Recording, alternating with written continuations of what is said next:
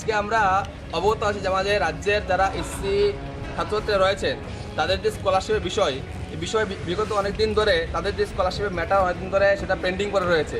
তাই রাজ্যের ছাত্রছাত্রীরা দীর্ঘদিন ধরে আমাদের এসসি ওয়েলফেয়ার ডাইরেক্টরের সাথে কথা বলেন এবং তাদেরকে এই যে স্টাইপেন্ড বা স্কলারশিপ দেওয়ার জন্য তাদেরকে বলা হয়, কিন্তু তারা বিগত দিন ধরে দিনের পর দিন তারা সময় দিয়ে যাচ্ছে, কিন্তু স্কলারশিপের নামে এখন অবধি তারা কোনো ব্যবস্থা গ্রহণ করেনি। যখন বিদ্যার্থী পরিষদ সম্পর্কে তারা আসে এবং বিদ্যার্থী পরিষদ এই ম্যাটারটা জানায়, তো বিদ্যার্থী পরিষদ একজন দায়িত্ববান ছাত্র সংগঠন হিসাবে আমাদের কর্তব্য যে এই ছাত্রদের হিতে দাঁড়ানো এবং কাজ করানো। তাই বিদ্যার্থী পরিষদের আজকে এক প্রতিনিধি দল আমাদের ডাইরেক্টর স্যারের কাছে এসসি ওয়েলফেয়ার যে স্টাইপেন্ড ওই স্টাইপেন্ড ইমিডিয়েটলি 7 দিনের মধ্যে যেন দেওয়া হয়, এই দাবি নিয়ে আজকে আমরা এখানে সবাই একত্রিত হয়েছি।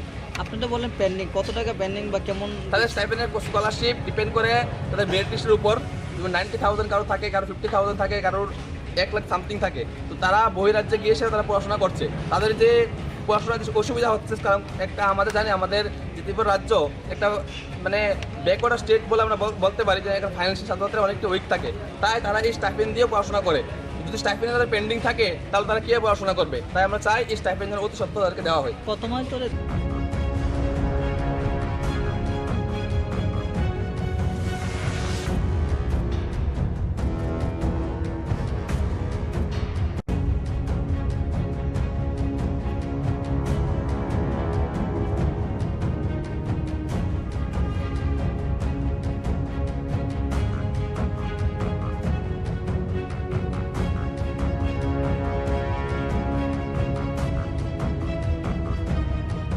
আজকে আমরা অবগত আছি যে আমাদের রাজ্যের যারা এসসি ছাত্রছাত্রীরা রয়েছেন তাদের যে স্কলারশিপের বিষয় এই বিষয়ে বিগত অনেক